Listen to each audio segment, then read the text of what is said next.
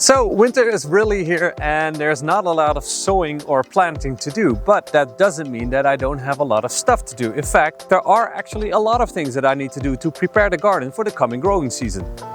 Today I will be going over what my preparations and goals will be for 2024. Now, a bit of a disclaimer, it is extremely windy today, so I do apologize if that disrupts the microphone a little bit. And it's also actually New Year's Eve, so if you hear a bang in the background, don't worry, I'm fine for now. Now, with that out of the way, let me give you a tour through the garden and show you what I've been up to so far, as well as what I'm planning to do in the near future.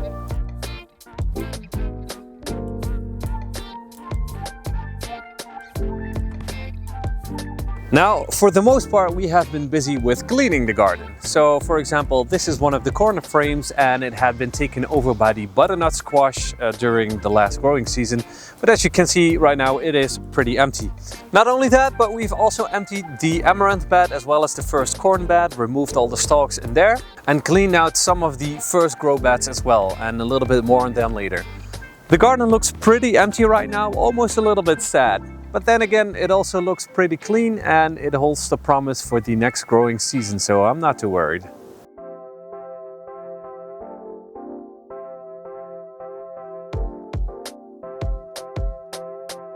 Now, this sad contraption behind me is what is left of the tomato trellis. It started off promising, but as you can see, it's starting to sink into the ground.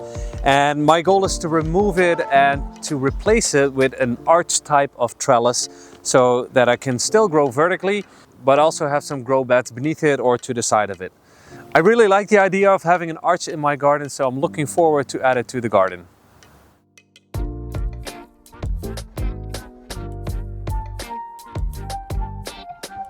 Now, something that is not so sad is actually this garlic bed over here. I've planted these garlic cloves around a month ago and they are coming up nicely so far. Some of these are already about 10 centimeters above the ground. So they are doing very well and I'm looking forward to harvest these next summer.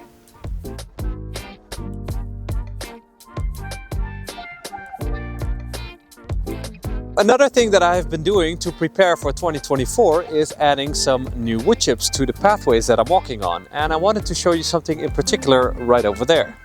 Now, when I first started this garden, I put a lot of wood chips down on the ground as pathways. Now, these will of course decompose over time and they will become more of a humus-like structure.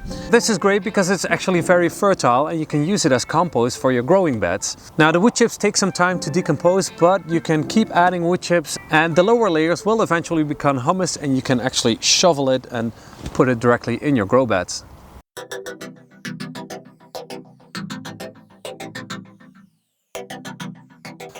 Two of the three grow beds that you see over here have been upgraded, and what we did is we lined the bottom of them with some hardware cloth.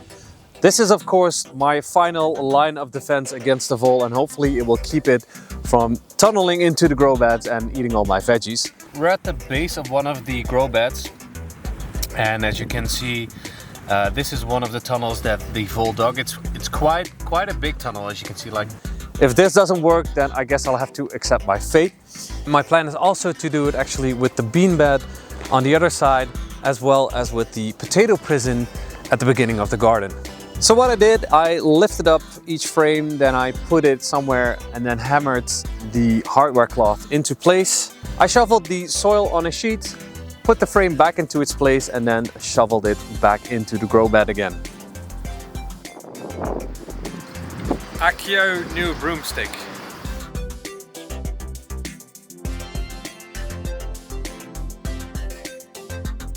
Now, what you might be able to see over here is that ever since I filled up the grow beds with soil and compost last year, the soil has actually receded back into the ground quite a bit, and that means I need to fill them up with some fresh compost for the coming grow year. Hopefully I can do that with my own compost, but otherwise I will have to buy some in the store.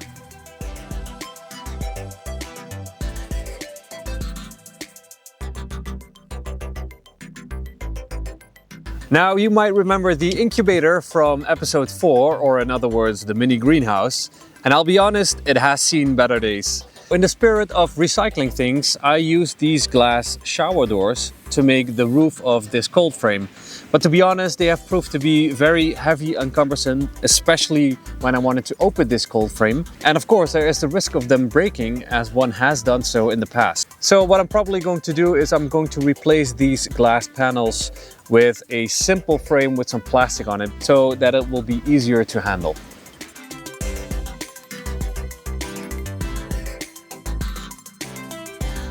This empty space over here is probably going to be the main event of the coming months. As I stated before, I'm going to build a greenhouse right over here. This spot hasn't really seen any action in the last year, but I'm hoping to change that in the coming months, so stay tuned.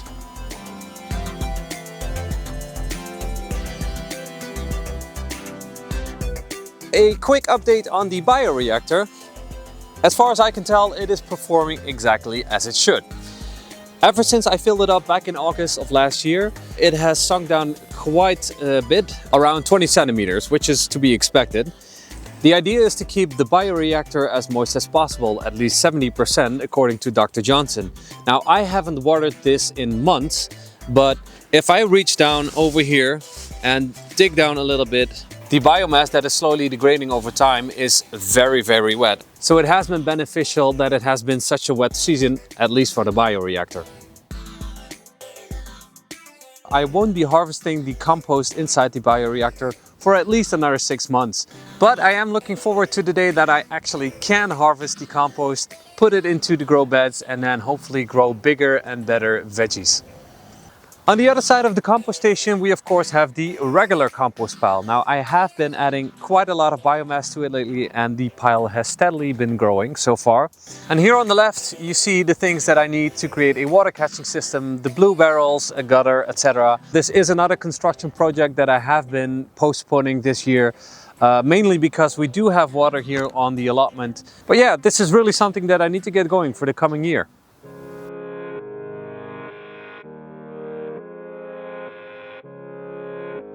So what are some other goals that I want to achieve in 2024?